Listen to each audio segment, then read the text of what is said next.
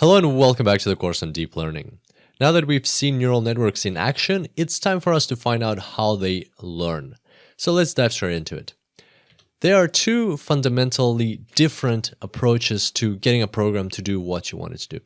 One is hard-coded coding, where you actually tell the program specific rules and what outcomes you want, and you just guide it throughout the whole way, and you account for all the possible options that the program has to deal with.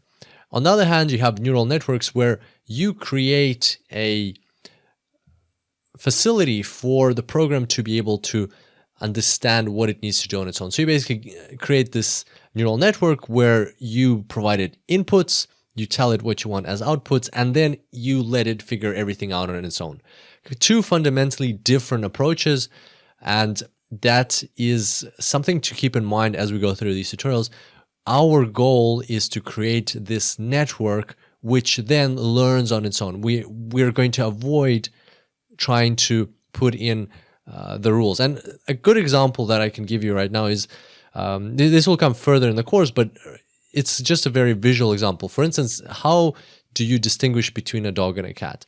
On the left side, on the approach that's depicted on the left, you would program things in like the cat's ears have to be like this, look out for whiskers, look out for this type of nose, look out for this type of shape of face, look out for these colors. You describe all of these things, and you'd have conditions like if the ears are pointy, then cat, if the ears are sloping down, then possibly dog, and so on. On the other hand, for a neural network, you just code the neural network, so you code the architecture, and then you point the neural network at a folder with all these cats and dogs, with images of cats and dogs, which are already categorized, and you tell it, okay, I've got some images of cats and dogs, go and learn what a cat is, go and learn what a dog is, and the neural network will on its own understand everything it needs to understand. And then further down, once it's trained up, when you give it a new image of a cat or a dog, it'll be able to understand what it was. So there they are. Those are the two fundamentally different approaches. And today we're going to slowly start getting into how that second approach works. All right, so let's get straight to it. Here we have a very basic neural network with a one layer. This is called a single layer feed-forward neural network, and it is also called a perceptron. Now, before we proceed, one thing that we do need to adjust is that output value. Right now, you can see that it's just a Y. We need to put a Y hat in there, and the reason for that is usually Y stands for the actual value, and that's what we're going to be using. So Y is going to be the actual value, which we see in reality. Output value is the predicted value by the algorithm, by the neural network. Y hat is the output value, basically. That's the denomination for the output value.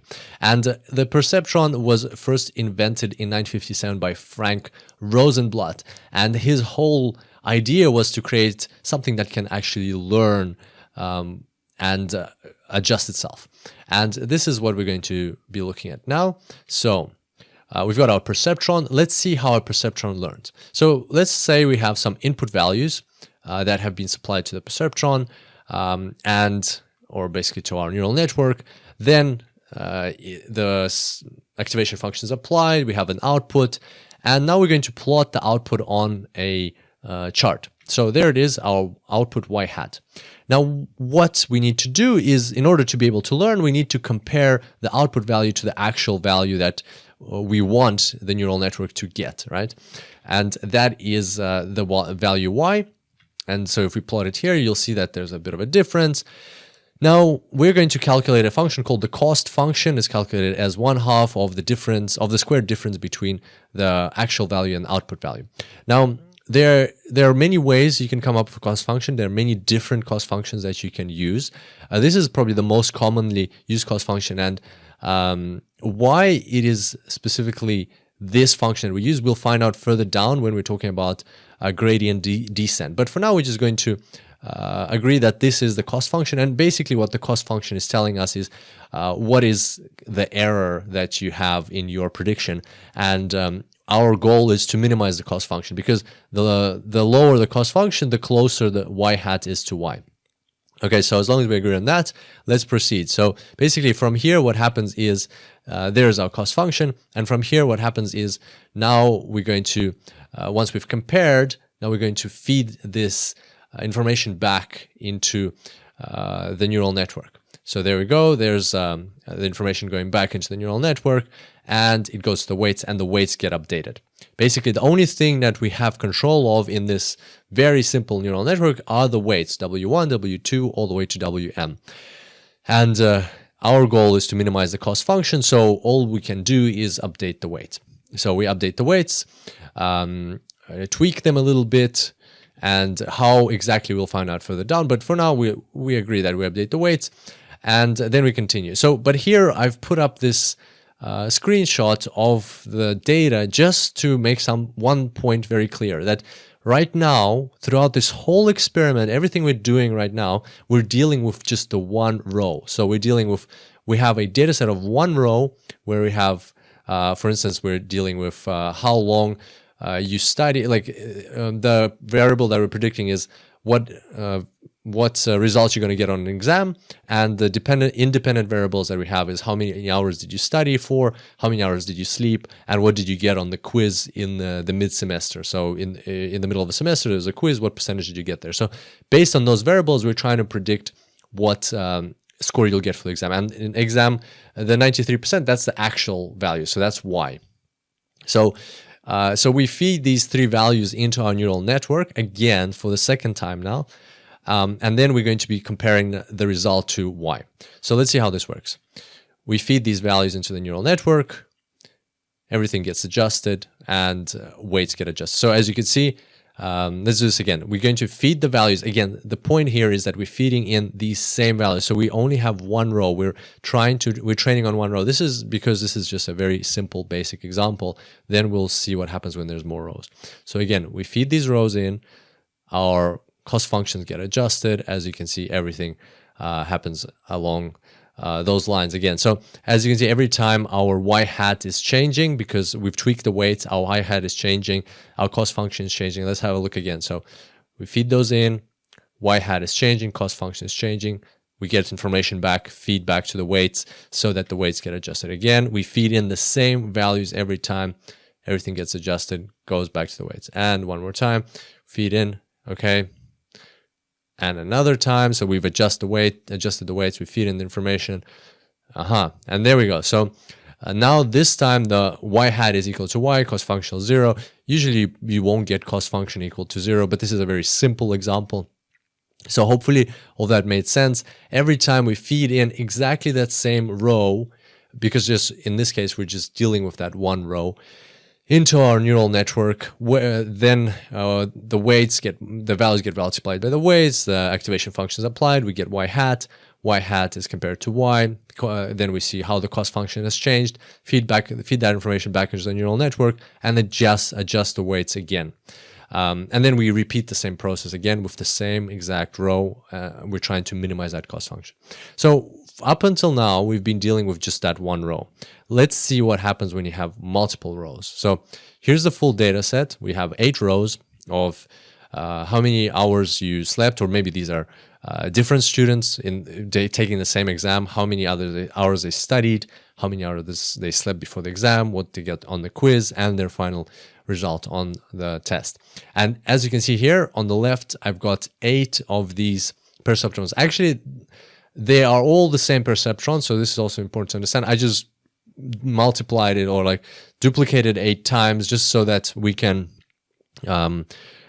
conceptually understand. But the important thing here, it's the same neural network. We're going to be feeding these into the one same neural network. So let's get started. So one epoch, as you'll hear Hadlan mentioning, one epoch is when we go through a whole data set and we train our neural network on all of these rows. So let's get started. So there's our first row, and there's y hat for the first row. There's the second row, there's y hat for the second row. So again, it's being fed into the same neural network every time. I've just copied them several times so we can visually see how this is happening. Then again, it's happening again. That's third row, fourth row, There's our y hat for the fourth row, and so on. Basically, then we get the same values for the remaining 4 rows as well. So every time we just feed in a row into our neural network, we get a value. Then we compare to the actual values. So there are the actual values. So for every single row, we have an actual value. And now, based on all of these differences between y hat and y, we can calculate the cost function, which is the sum of all of those squared differences between y hat and y, and all of that is halved.